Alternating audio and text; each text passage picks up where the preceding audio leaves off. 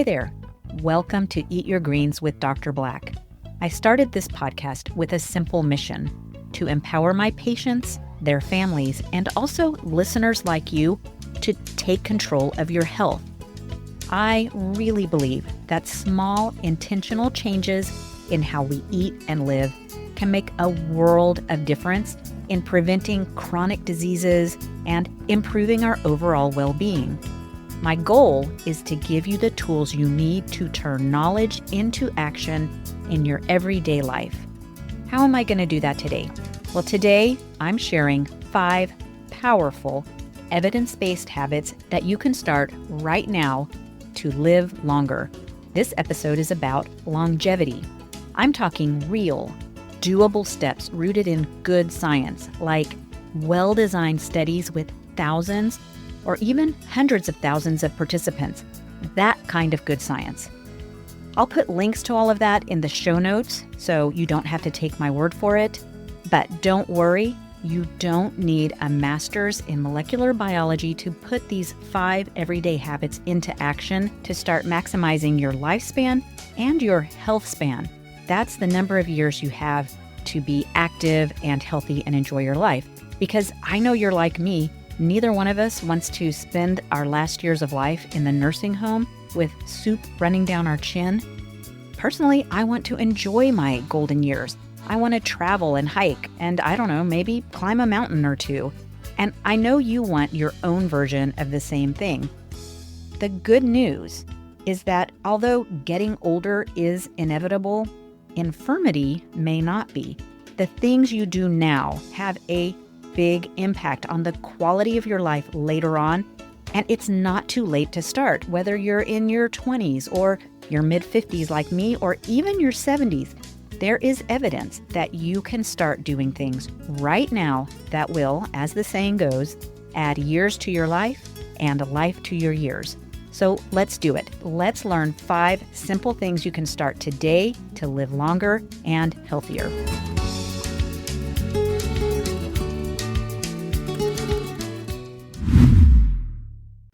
But first, let me throw out some stats to put things into context.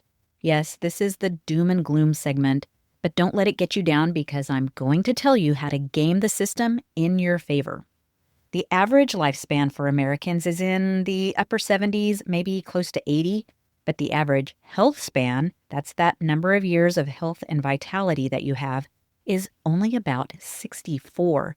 Americans are spending well over a decade of their lives in poor health, and unfortunately, that gap is widening.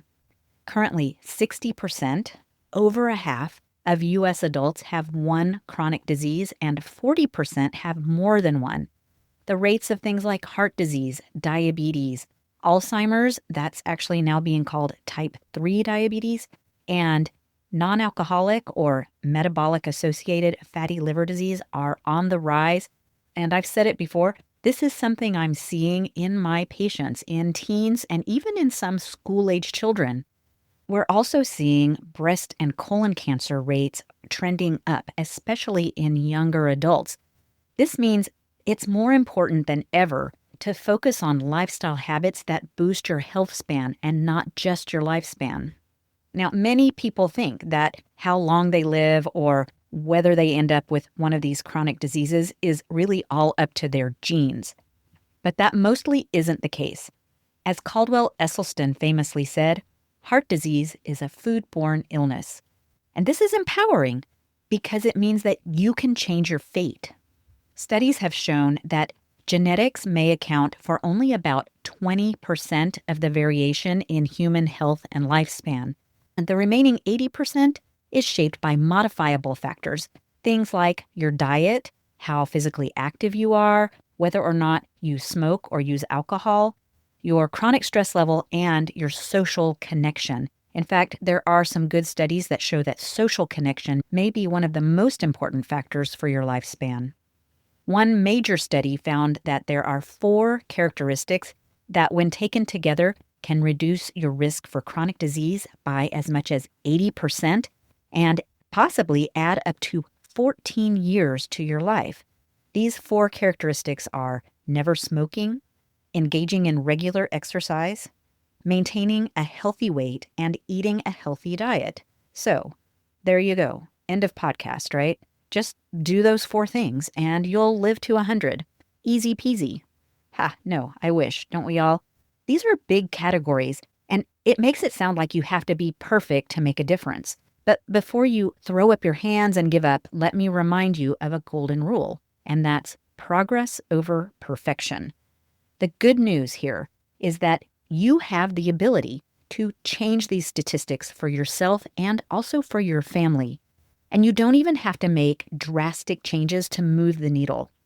I promised you actionable strategies that you can start today. So let's break these down into some smaller, accessible, easy to implement right now habits and learn why they work. Number 1, focus on color in your diet. Now, those of you out there who are the smart Alex and prone to sarcasm, nope, not talking about candy, sports drinks, anything like that. Thank you very much. I'm talking about the colors that are naturally found in nature, especially green leafies and berries. And that's because these foods contain lots of phytonutrients, things that are antioxidants, the polyphenols, the flavonoids, the flavonols. Think of color as your body's nutritional insurance policy. The red, orange, yellow, green, and purple. Each of these colors brings different protective compounds. In the red things like tomatoes, you've got your lycopene. There's beta-carotene in our orange foods, lutein in the yellow ones. Green things like broccoli have sulforaphane, and the blue and purple ones have anthocyanins. These are powerful antioxidants that help neutralize free radicals. That's that cell-damaging exhaust from your body's energy engines. Including more brightly colored foods into your diet helps slow cellular aging by reducing the oxidative stress and inflammation that drives something called cellular senescence. What's that? Well, just like every other living organism, the cells in your body have a natural lifespan. When a cell gets old or damaged, it's supposed to stop dividing and just quietly retire or self-destruct so that the body can clear it out and make room for healthy new cells. This process is called apoptosis, but sometimes instead of just clearing off, they become senescent cells, and they're toxic.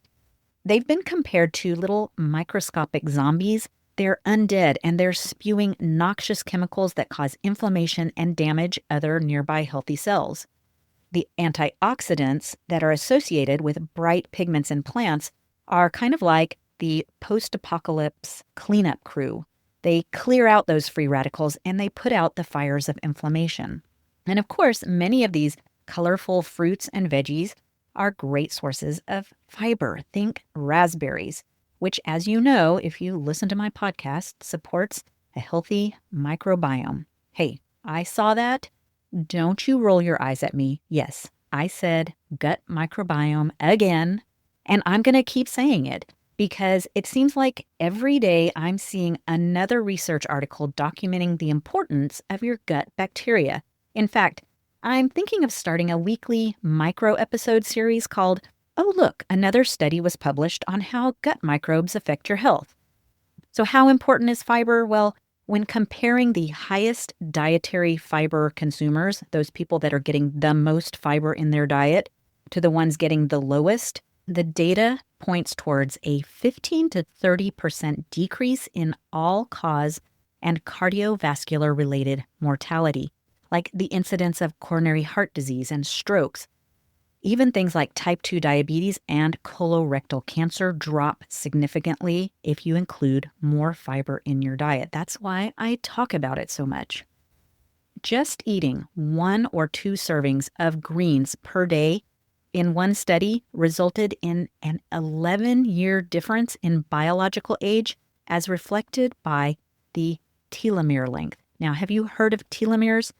They're kind of a buzzword in longevity circles, and they're described like this. They're a kind of end cap on your chromosomes that keep your genes from fraying and unraveling. They gradually get shorter as we age, and therefore you can think of them as a sort of biological clock. But here's the thing. how quickly they shrink is not set in stone. Unhealthy lifestyle habits will speed it up, whereas the healthier habits can not only slow that rate of shortening, but scientists have even shown that changing over to a plant-based diet can lengthen your telomeres. You are setting that clock back. You might be 50 years old by the calendar, but your cells are closer to 45 and getting younger.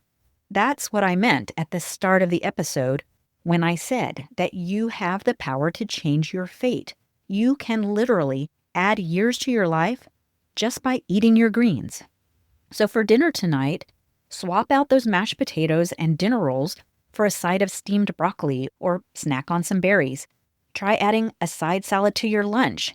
Aim to get that recommended minimum of 5 servings of fruits and vegetables every day. Do you want a couple other hacks to boost antioxidants even further? Whenever possible, choose the red or purple version over the less colorful option of what you're buying. For example, onions, go with the red onions. Get the purple cabbage over the standard green. Choose the red grapes over the green ones. And did you know that there's even a purple sweet potato? I don't always see it in our local grocery store, but sometimes they have it, and I have seen it in like our local health food store or the Asian grocery. They are packed with antioxidants. So over the course of a week, try to get a variety of colors and be sure to mix it up because the variety is important to get the optimal health benefit. Here's another hack, literally a hack. It's called hack and hold, or sometimes chop and stop. So things like broccoli, onions, garlic, they have some compounds that are activated over time after chopping. So what you do is when you're cooking dinner and you're cutting up things like broccoli, onions, and garlic, be sure to chop them up and then set them aside for a good 15 or 20 minutes. This is going to give time for a chemical reaction to occur that increases the antioxidants naturally found in these foods. Just prep those first and then set them aside while you prep something else before you cook them. That's it. A simple tweak in the way you make dinner will make a big difference. The second simple shift you can make right now to extend your lifespan is to take a look at the protein foods in your diet. I've been promising to do an episode on protein almost since I started this podcast, and I will eventually, but that is going to be a whopper of an episode to produce. Sorting through the fact from fiction is not going to be an easy task. And, even the scientists can't seem to agree on how much protein we should get and what types and from where. I'm not even sure I can do it in one episode. I'm probably going to end up doing a series. When it comes to longevity, there are some well-designed studies that included hundreds of thousands of subjects, indicating that people who eat a high-protein diet tend to have shorter lifespans. But not any protein, specifically animal protein. People who got the same total daily protein, but from a plant-based source, actually tended to live longer. Now, I'm not saying that you have to go all the way to a vegan diet. I mean, you can, and of course, I do think that a fully plant-based diet is a healthy way to eat. But even swapping just 3% of your calories from animal to plant protein lowers the risk of death from all causes by 10%. And in the studies, that effect was doubled if eggs were also cut out. Now, there are several reasons for this. For one thing, when thinking about protein, it's important to look at what comes along with it. We're not usually eating just pure protein. In the case of protein-rich plants like legumes and nuts, of course, you're getting fiber, and I'm not going to tell you again why that's important, but also a variety of vitamins and antioxidants, and in the case of nuts, some healthy unsaturated fats that support heart and brain health. On the other hand, animal sources of protein bring along saturated fat, which is linked to diabetes and cardiovascular disease. They also have more pro-inflammatory heme iron versus the kind of iron that's found in things like soybeans and other legumes, which is less inflammatory. The other thing that animal-based foods have that plants don't is cholesterol, which can also contribute to heart disease and stroke, things like that. Another way that proteins like nuts, lentils, and tofu can extend your life is by activating a molecule called AMPK. That's adenosine monophosphate activated protein kinase. Yes, it's as complicated as it sounds, but in a nutshell, yes, I went there. When cells are stressed and energy metabolism is running low, AMPK is activated to help restore the energy balance. It does this by helping your muscles take up and use glucose, and it helps us burn fat more efficiently, and it also supports muscle growth over fat production. Doesn't all of that sound great? Personally, I would love to have more AMPK activation. AMPK is your cell's metabolic BFF, and by doing all of this, it protects against cellular senescence. Remember those zombie cells I mentioned earlier? And therefore slows cellular aging. On the other hand, eating lots of animal protein, especially processed meat, has the opposite effect by keeping a different molecule called mTOR stuck in overdrive, which may speed aging. So mTOR, which stands for mechanistic target of rapamycin, is a cellular signaling pathway that tells your body when to grow, build, and store energy. Now, that's great when you need it, but when it's overactivated by things like excess calories or too much animal protein, it actually speeds up aging. Balanced mTOR activity is important. It's kind of like knowing when to build and when to rest. Some easy actions that you can take to help make even a little bit of a shift towards plant-based protein include like working in some days without meat. Consider doing a meatless Monday. Try adding lentils to your spaghetti or your tacos instead of meat.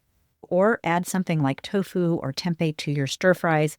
And of course, you can always snack on a handful of nuts or sunflower seeds instead of something like beef jerky or cheese. Habit number 3 that I want to focus on is making sure to move your body every day, and even a little helps. Movement isn't just good for your heart, it actually is one of the best anti-aging tools we have. I already did a couple of episodes, a full length and a shorter follow-up how-to episode, so be sure to go back and add those to your Play Next list. Turns out sitting is deadly. It's literally killing us. Studies show that the more hours per day someone spends sitting, the higher their all-cause mortality rate.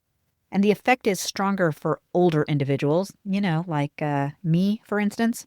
So how does exercise affect your lifespan? Well, to begin with, exercise turns on AMPK. We just talked about that. And it helps to slow down telomere shortening, those protective little shoelace caps on your DNA. It also triggers your cells to build new mitochondria, those tiny engines that power your body. We're going back to middle school biology again. Remember when you made that model of a cell? The mitochondria are those little oval-shaped things with a squiggly line on the inside. They're little engines that generate energy to power your body. And when they're working efficiently, they produce nice, clean energy. As we age, on the other hand, or if we live with chronic stress, we have a poor diet, or we are not active, the mitochondria become less efficient and they start producing more harmful byproducts, kind of like exhaust from an old engine.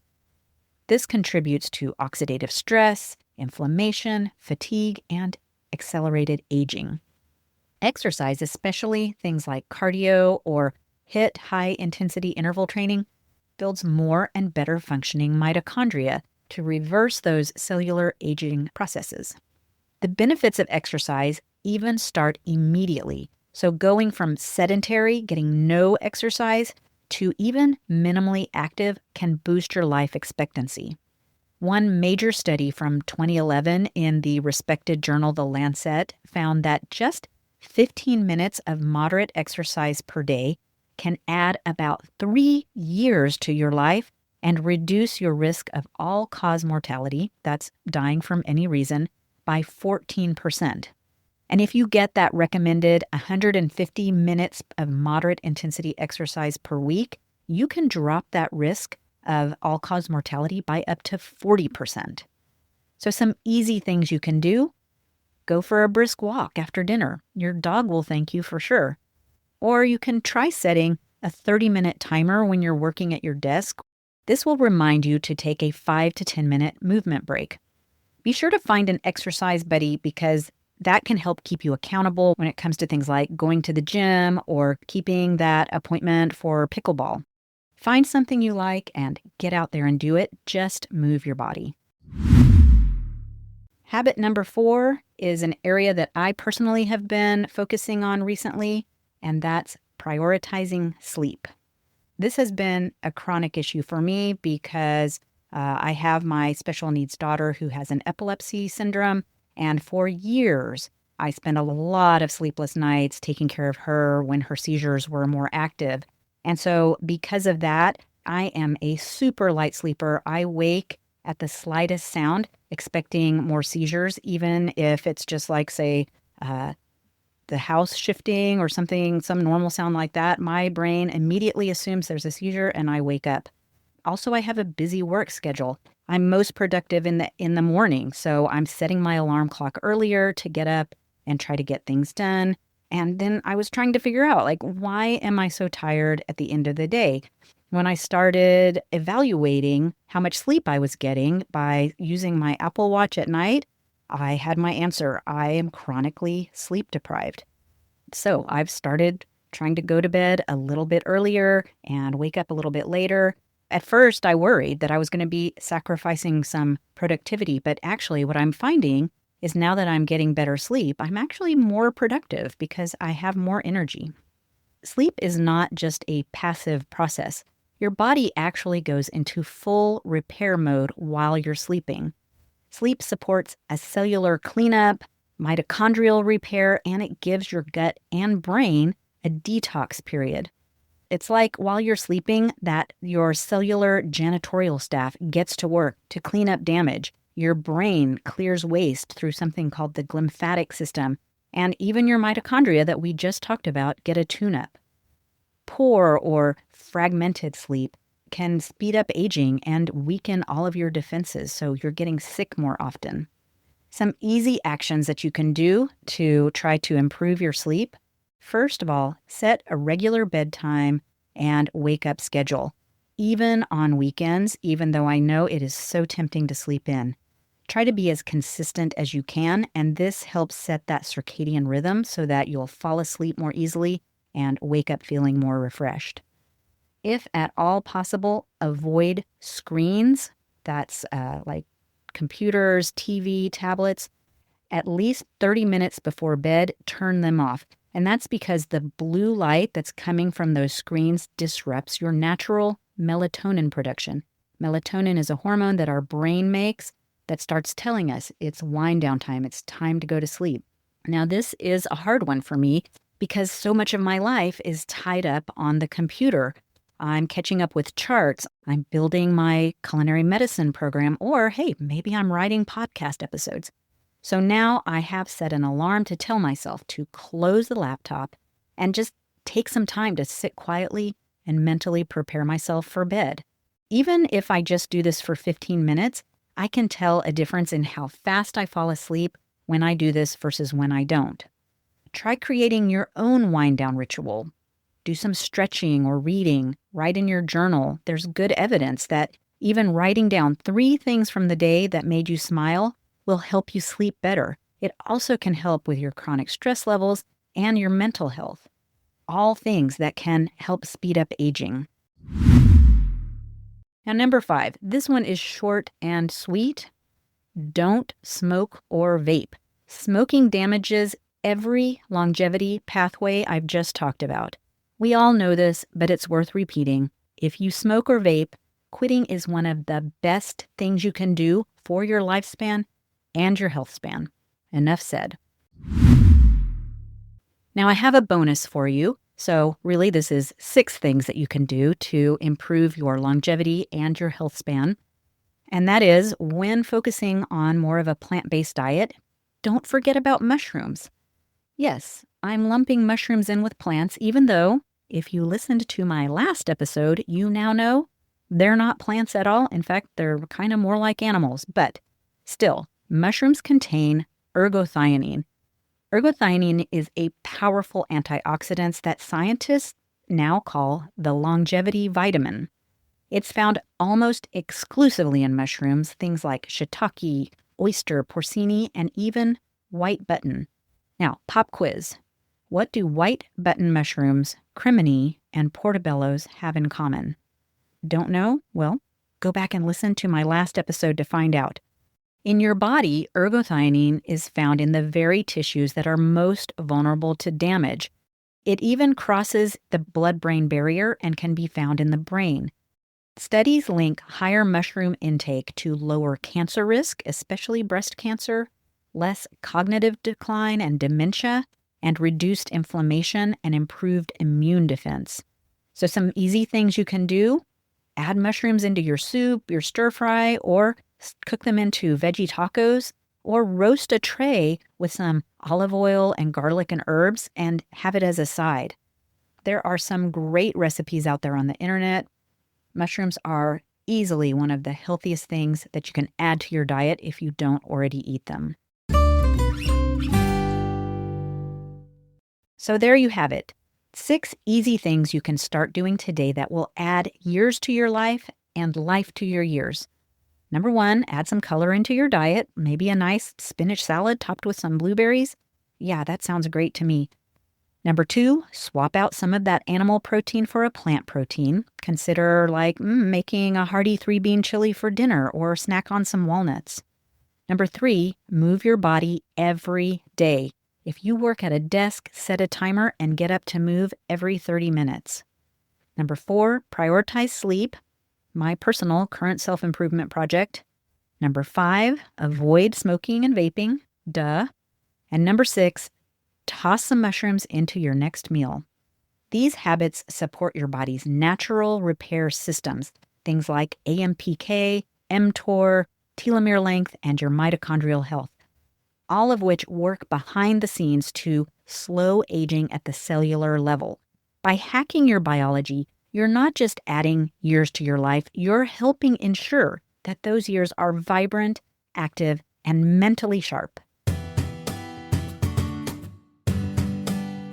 It's not just about living longer, it's about thriving as you age. And don't forget, you don't have to do everything at once. Start with one habit that feels doable and build from there.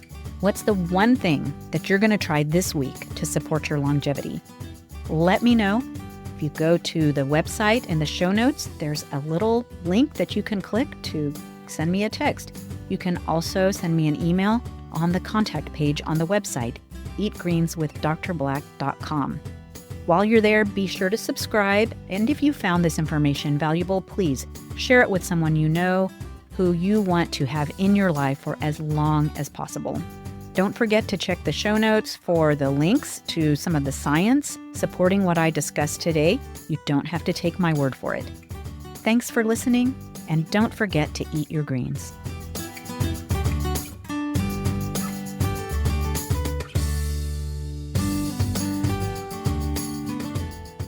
Please be aware that this podcast provides general health information about nutrition and feeding of infants and children and is meant for educational purposes only. It's not intended to replace the important relationship between a parent, child, and pediatrician. If you have concerns about your child's nutrition, health, or growth, please consult your doctor.